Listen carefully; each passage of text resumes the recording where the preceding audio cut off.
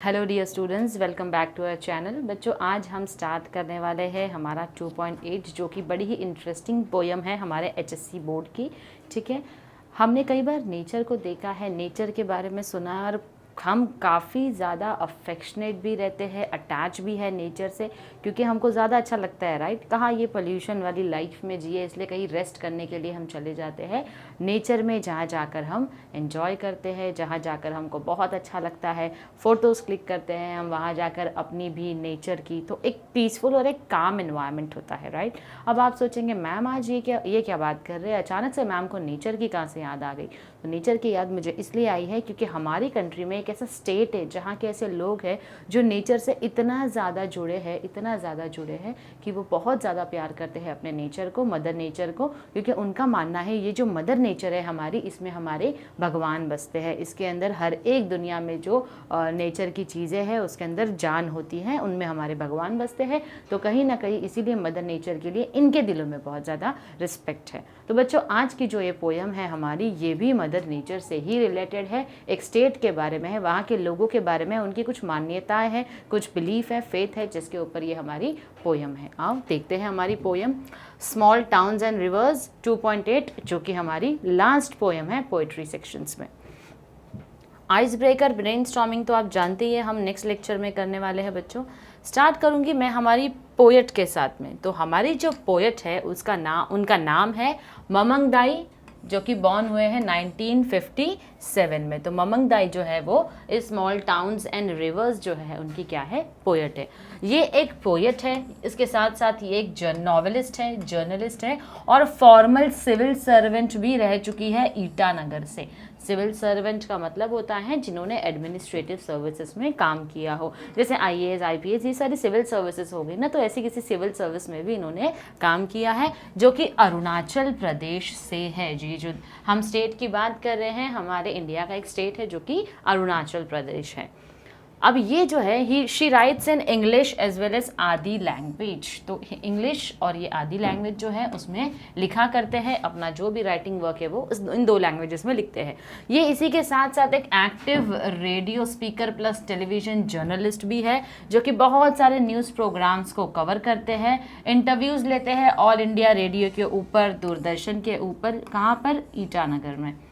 She was a programme officer with world wide fund. इसी के साथ साथ वो प्रोग्राम ऑफिसर रहे हैं, किसके प्रोग्राम ऑफिसर रहे हैं? वर्ल्ड वाइड फंड के।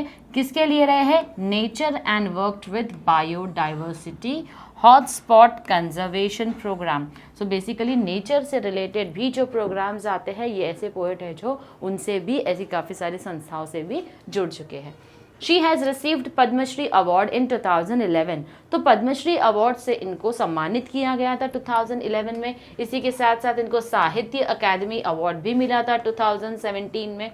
ममंग Dai is a strong voice from North East. India का जो नॉर्थ ईस्ट हिस्सा है बच्चों, जहाँ पर हमारा अरुणाचल प्रदेश आता है, सिक्किम आता है, मणिपुर आता है, त्रिपुरा, मेघालय, ये जो सारे हमारे नॉर्थ ईस्ट में आने वाले स्टेट है, तो वहाँ पर जो हमारी ये पोएट है हमारी ममंग दाई, वो बहुत ही ज़्यादा स्ट्रॉन्ग ओपिनियटेड वॉइस वाली लेडी है, क्योंकि ये एक राइटर है and a poet par excellence whose work has the fragrance of her land and her people.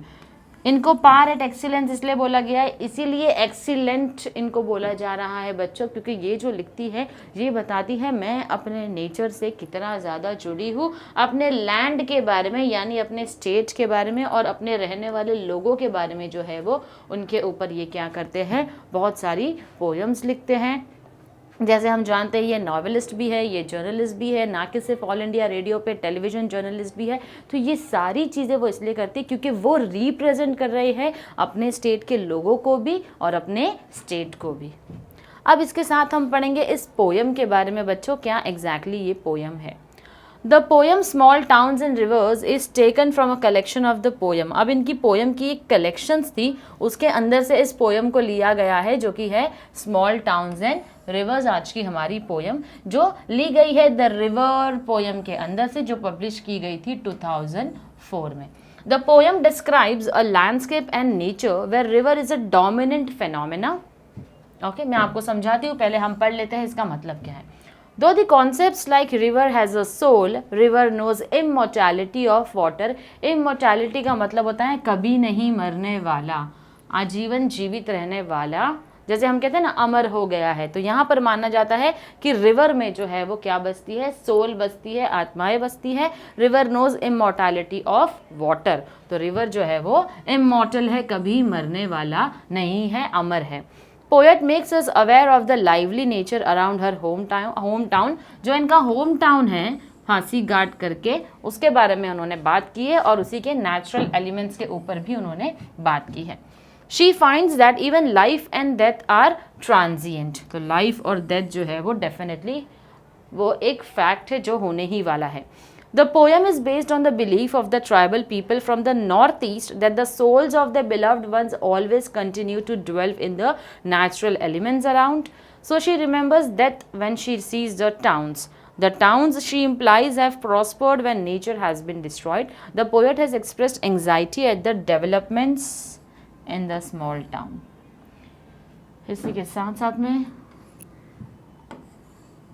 Okay बच्चों, ये जो पूरी हमारी पोयम का एक समरी दिया हुआ है, ये हमको क्या बोलता है, नॉर्थ ईस्ट के जो लोग हैं, वहाँ के जो ट्राइबल्स हैं, उनका मानना होता है कि ये ऐसी चीज़ें हैं जैसे कि रिवर हो गया, रिवर में आत्माएं होती है और रिवर में क्या है, इमॉर्टल होता है, कभी मरने वाला नहीं है।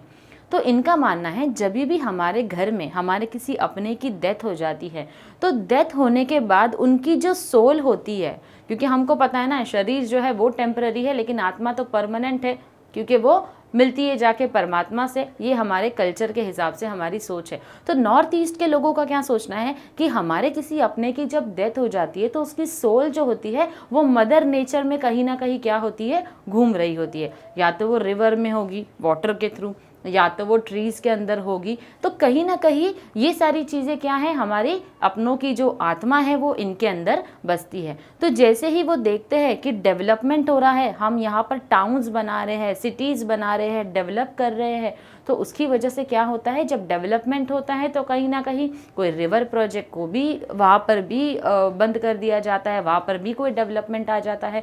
उसी के साथ साथ ट्रीज़ को कट किया जाता है, डिफॉरेस्टेशन होता है। तो इसकी वजह से क्या समझ में आता है कि कहीं ना कहीं इसकी वजह से मदर अर्थ को जो है हम क्या कर रहे हैं, धीरे धीरे ख़त्म कर रहे हैं, उनको ख़त्म कर रहे हैं। तो अपनों की डेथ हमको उसमें दिखाई देती है। जैसे किसी ट्री को अगर कट कर दिया तो हमारा ऐसा मानना है कि मेरे किसी रिलेटिव की डेथ हुई, उसकी सोल उस ट्री के अंदर है। अगर ट्री को कट कर दिया तो तुमने क्या किया, जितना दुख मुझे अपने किसी रिलेटिव के डेथ होने के ऊपर होगा, उतना ही दुख मुझे उस ट्री के कट होने पर भी होगा, क्योंकि जो मेरे रिलेटिव है उनकी सोल उस ट्री के अंदर थी और आपने उसी को कट कर दिया, या उसी रिवर को पल्यूट कर दिया आपने जिसके अंदर मेरे रिलेटिव की सोल थी। तो ये उन लोगों का मानना होता है बच्चों, जिसकी वजह से क्या है, ये जो पोयम है पूरी इस थियोरी के ऊपर बेस्ड है।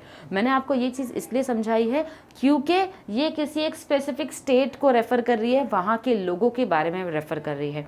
अगर आपको बैकग्राउंड ऑफ द स्टोरी नहीं समझ में आएगी तो जो भी इसके अंदर दिया है हमारी आगे पोयम में, वो आपको बिल्कुल समझ में नहीं आने वाला है। इसीलिए जो मैंने समरी दी है वो डिटेल में आपको समझाने के लिए दी है। आओ बच्चों हम लोग स्टार्ट करते हैं, लेकिन उसके पहले एक और चीज़ है, एक कॉन्सेप्ट होता है जिसको हम बोलते हैं इंसर्जेंसी। इंसर्जेंसी का मतलब होता है जब आप अपने गवर्नमेंट के अगेंस्ट जाते हो, तो उस कॉन्सेप्ट को हम बोलते हैं इंसर्जेंसी। तो होता है ना, जैसे आप कोई डेवलपमेंट प्रोजेक्ट ला रहे हो जिससे हमारे घर उजड़ जाएंगे, हमारे मदर नेचर अफेक्ट हो जाएंगे, तो हम उस चीज़ को रोकते हैं, मना करते हैं, राइट। तो जब हम मना कर रहे हैं तो हम गवर्नमेंट के अगेंस्ट जा रहे हैं। तो उस गवर्नमेंट के अगेंस्ट जाने के लिए क्या बोलते हैं, उस प्रोसेस को इंसर्जेंसी बोला जाता है।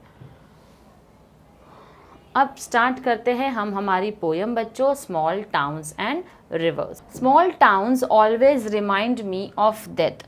जो छोटे शहर होते हैं, ये टाउन्स होते हैं, मुझे किसकी याद दिलाते हैं, डेथ की याद दिलाते हैं। जैसे मैंने आपको बताया था, अगर किसी कहीं पर डेवलपमेंट हो रहा है, ट्रीज कट हो रहे हैं, रिवर्स पॉल्यूट हो रहे हैं, तो मुझे क्या फील होता है, उतना ही दुख होता है जितना किसी अपने के डेथ होने के ऊपर होता है, क्योंकि उनकी सोल वहाँ पर बसी हुई थी। तो पोएट कहती है हमको, जो कि आंध्र प्रदेश को ही बिलोंग करती है, उनके स्मॉल टाउन को जब वो देखती है तो उनको किसी की डेथ की याद आती है।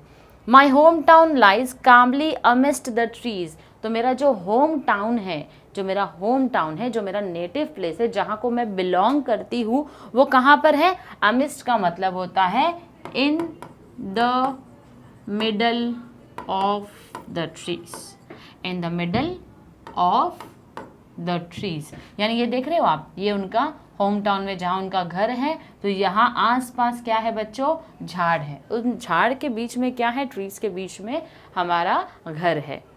It is always the same in summer और विंटर। तो ये जो हमारा होम टाउन है, चाहे आप समर की बात करो या आप विंटर की बात करो, हमारा घर वैसे का वैसा ही रहेगा, हमारा होम टाउन भी वैसा ही रहने वाला है। विद द डस्ट फ्लाइंग और the wind हाउलिंग down the gorge.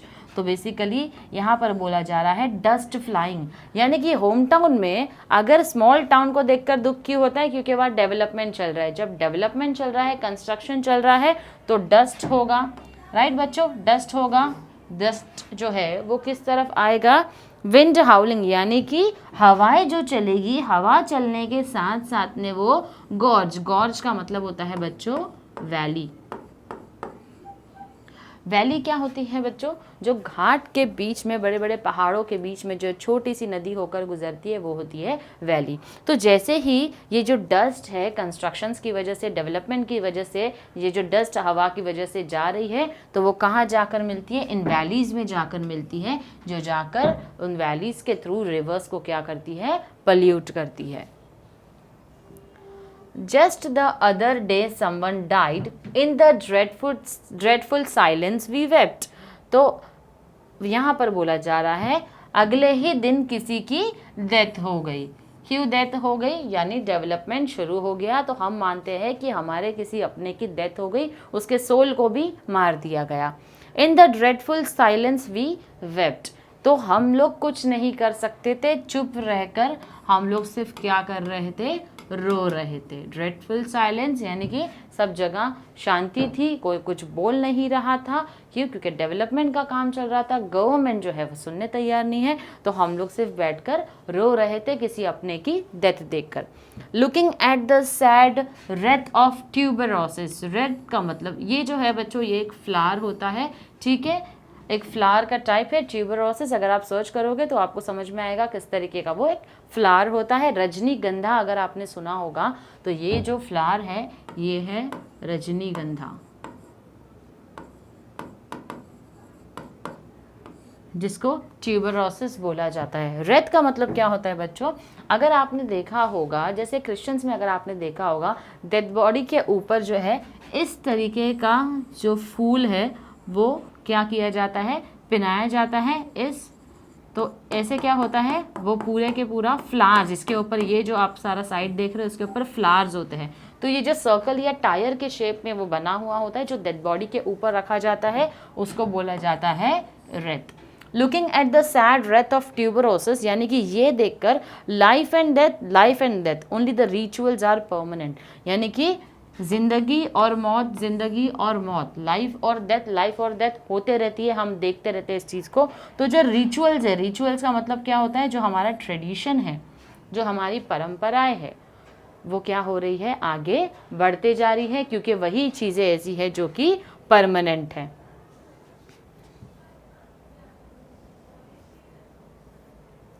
ये देखो बच्चों, इस तरीके से जो घाट के बीच में पानी बह रहा है, इसको हम बोलते हैं गॉर्ज, यानी कि valley. Now the next stanza of the poem says the river has a soul. जैसे मैंने आपको बोला, ये लोगों का मानना है क्या कि हर चीज़ के अंदर क्या होती है? आत्मा होती है, वो जिंदा होती है। तो यहाँ बोला जा रहा है कि रिवर हैज़ अ सोल। बच्चों याद रखना, ये हमारा फिगर ऑफ स्पीच पर्सोनिफिकेशन हो सकता है, क्योंकि रिवर जो है उसको क्या बोला गया है? इंसान की एक क्वालिटी बताई जा रही है कि उसके पास क्या है? सोल है। In the summer, it cuts through the land like a torrent of grief. Sometimes I think it holds its breath, seeking a land of fish and stars. अब जैसे हमने देखा कि ये जो गॉर्ज के थ्रू ये जो हवाएं चल रही है, उसकी वजह से डस्ट भी उसके साथ आ रहा है, तो रिवर को पल्यूट किया जा रहा है यहाँ पर। तो समर में जो होती है, in the summer it cuts through the land, यानी कि दो वो घाट के बीच में से क्या हो रही है, बहकर जो है वो नदी आ रही है। Like a torrent of grief, grief यानी कि यहाँ पर बात हो रही है दुख की, यानी कि बहुत ज़्यादा, जैसे बहुत ज़्यादा दुख होता है तो उसका यहाँ पर कंपैरिजन किया गया है। Sometimes I think it holds its breath seeking a land of fish and stars, यानी कि अभी रिवर इतनी ज़्यादा पल्यूट हो गई है, अगर क्लीन रिवर रहता है बच्चों तो हम उसके अंदर कहीं ना कहीं क्या क्या देख सकते हैं, क्लियरली फिशेस देख सकते हैं, और उसी के साथ साथ जो रात को स्टार्स होते हैं वो भी जब चमकते हैं तो वो भी हमको उनका रिफ्लेक्शन जो है वो किसमें, पानी में दिखाई देता है। लेकिन ये रिवर जो है वो इतनी ज़्यादा डर्टी हो चुकी है, इतनी ज़्यादा पल्यूट हो चुकी है, जिसकी वजह से वो अब क्या सोच रही है, रिवर सोच रही है कि अपने ब्रेथ को उसने कंट्रोल करके रखा है, यानी अपनी सांसें रोक रखी है। क्यों? क्योंकि वो दिन देखना चाहती है जहाँ पर मेरे अंदर लोगों को क्लियरली लैंड ऑफ फिश, यानी कि फिश और स्टार्स जो है ये दोनों के दोनों क्या हो, दिखाई दे। The river has a soul. It knows stretching past the town, from the first drop of rain to dry earth and mist on the mountain tops. The river knows the immortality of water. Immortality का मतलब है बच्चों जो चीज़ अमर रहती है वो। अब ये जो स्टैंजा है बच्चों, हमने स्कूल में पढ़ा था एक चीज़ के बारे में जिसको हम बोलते हैं वाटर साइकिल। ये हमने पढ़ा था। वाटर साइकिल क्या होता है, सन होगा यहाँ पर, फिर वो क्या होता है, यहाँ पर हमारे क्लाउड्स होते हैं। तो सन क्या करता है, वो जो समुद्र जो पानी होगा वहाँ से पानी का जो इवेपोरेशन प्रोसेस होता है, फिर ये क्लाउड से वापस से पानी जो है वो नीचे आता है। तो ये एक वाटर साइकिल है, एक इवेपोरेशन प्रोसेस के थ्रू ये चीज़ क्या होती है, कंटिन्यू होती है। यानी कि सूरज ने क्या किया, पानी को अपनी तरफ इवेपोरेशन करके लिया, फिर वहाँ से ये पानी जो है वो बादलों में जाते हैं। बादलों में जब पानी ज़्यादा जमा हो जाते हैं फिर क्या होता है, रेन्स होना शुरू हो जाता है। इसी तरीके से बोला जा रहा है, it knows stretching past the town from the first drop of rain to dry earth, यानी कि पानी फिर से नीचे आता है, फिर ये प्रोसेस जो है वो चलते रहता है। And mist on the mountain tops, the river knows the immortality of water, यानी पानी एक ऐसी चीज़ है जो कि अमर है। तो वो जो है वो क्या हो रही है, कहीं भी ख़त्म नहीं हो रहा है पानी, पानी जो है सूख नहीं रहा है, ख़त्म नहीं हो रहा है, वो फिर से एवेपोरेशन प्रोसेस के थ्रू वापस अर्थ पे आ जाता है। तो this is what the stanza means. A shrine of happy pictures marks the days of childhood. Small towns grow with anxiety for the future. So basically a shrine of happy pictures, shrine मतलब बच्चों ऐसी जगह होती है, एक बहुत ही holy place होती है, जो हम कोई सेक्रेट पर्सन यानी कि कोई बहुत ही ज़्यादा ऐसा ऊपर वाले को मानने वाला इंसान होता है, जब हम उसकी याद में उस जगह पर उसकी समाधि बना दे तो ये एक श्राइन, एक हैप्पी प्लेस इसको बोला जाता है, एक होली प्लेस बोला जाता है बेसिकली। तो अ shrine of happy pictures marks the day of childhood, यानी ये अपने चाइल्डहुड को याद करते हुए सोच रहे हैं। Small towns grow with anxiety for the future, small town जो है वो क्या क्रिएट करती है हमारे अंदर, एंग्जाइटी क्रिएट करती है, क्योंकि ये सारी चीज़ें कहीं ना कहीं डेवलपमेंट की वजह से मदर नेचर को अफेक्ट कर रही है। The dead and placed pointing west, when the soul rises it will walk into the golden east, into the house of the sun. अब यहाँ पर बच्चों फॉर एग्जाम्पल यहाँ पर हमारा ईस्ट है, ओके, यहाँ पर हमारा वेस्ट है, यहाँ हमारा नॉर्थ है, यहाँ हमारा साउथ है। तो यहाँ पर क्या बोला जा रहा है, the dead are placed pointing west, यानी कि जो डेड बॉडी रखते हैं हम, जब किसी की डेथ हो गई तो उसकी डेड बॉडी जो है पॉइंटिंग वेस्ट, यानी कि यहाँ पर उनका सर होगा और यहाँ पर इस तरीके से जो है वो डेड बॉडी को रखा जाता है। When the soul rises, it will walk into the golden east. तो जब ये इनकी जब मरने के बाद जैसे हम बोलते हैं शरीर से आत्मा निकल कर जा रही है, तो इनकी जो सोल निकल के जाती है वो ईस्ट की तरफ जाती है, जिसके through it will walk into the golden east, into the house of the sun. Sun को बेसिकली यहाँ पर इनका बोलने का मतलब है कि यहाँ से जो है वो इनकी आत्मा जो जा रही है ईस्ट की तरफ, सन की तरफ, वो जा रही है हेवन में। कहाँ जा रही है बच्चों, जा रही है हेवन में। In the cool bamboo restored in sunlight, life matters like this. बच्चों यहाँ जो इनके घर होते हैं वो किसके बने होते हैं, बाम्बू के बने होते हैं, जिसके अंदर आसानी से सनलाइट जो है वो आती है। अगर आप देखोगे हमारे जो घर होते हैं जो सीमेंट के बने होते हैं, ईंट के बने होते हैं, तो कहीं ना कहीं जब तक विंडो या फिर डोर ना हो सनलाइट एंटर नहीं करेगी। राइट। लेकिन जो ये बाम्बू के घर बने होते हैं तो कहीं ना कहीं सनलाइट आती है, एक घर में उजाला आता है, तो इनका मानना है कि ये बहुत ही अच्छी चीज़ है, क्योंकि सनलाइट ज़रूरी है हमारे लिए, राइट, क्योंकि उससे भी हमको विटामिन डी मिलता है और वो हमारे लिए बहुत ही अच्छा सोर्स ऑफ एनर्जी है। तो कहीं ना कहीं क्या चाहिए हमको, सनलाइट का आना बहुत अच्छा है, रोशनी भी मिलती है और एक बहुत ही पॉजिटिविटी मिलती है जब सनलाइट आती है हमारे घर के अंदर। तो लेकिन ये जो सीमेंट और इसके घर बने हुए हैं, तुम्हारे सीमेंट के घर है या ब्रिक्स के घर है, वहाँ पर आपको ये चीज़ देखने नहीं मिलती है। तो यहाँ पर ऐसे घरों में लाइफ जो है वो क्या करती है, मैटर करती है। लाइफ जो है वो इस तरीके से होनी भी चाहिए। In small towns by the river we all want to walk with the gods, यानी कि इनका बोलना है, पोएट का, जो हमारी ममंग दाई है उनका बोलना है कि ये जो स्मॉल टाउन्स है जहाँ पर हमारे जो घर है रिवर के पास होते हैं, हम चाहते हैं क्या कि ज़िंदगी भर यही इसी तरीके से हम जिए, यानी कि इनको किसी तरीके का डेवलपमेंट मदर नेचर को अफेक्ट करके नहीं चाहिए। ये सिर्फ और सिर्फ यही चाहते हैं, क्या चाहते हैं कि हमको क्या चाहिए, we all want to walk with the gods, हमको मदर नेचर के साथ में ही रहना है, क्योंकि इसी में हमारे जो रिलेटिव्स हैं उनके सोल्स बसते हैं और उसी के साथ साथ हमारे जो है वो भगवान बसते हैं हमारे मदर नेचर में। तो हमको भी चाहिए कि हम क्या रहे, हम इसी तरीके से मदर नेचर के साथ रहे, जिसकी थ्रू हम किसके साथ रह रहे हैं, ऊपर वाले के साथ, गॉड के साथ हम रह रहे हैं। इसी के साथ बच्चों हमारी जो आज की पोयम है वो होती है ख़त्म। नेक्स्ट लेक्चर में डेफिनेटली हम इसका आइस ब्रेकर और ब्रेनस्टॉर्मिंग सेशन कंप्लीट कर लेंगे। Till then stay tuned to our lectures and do like, share and comment. Thank you very much.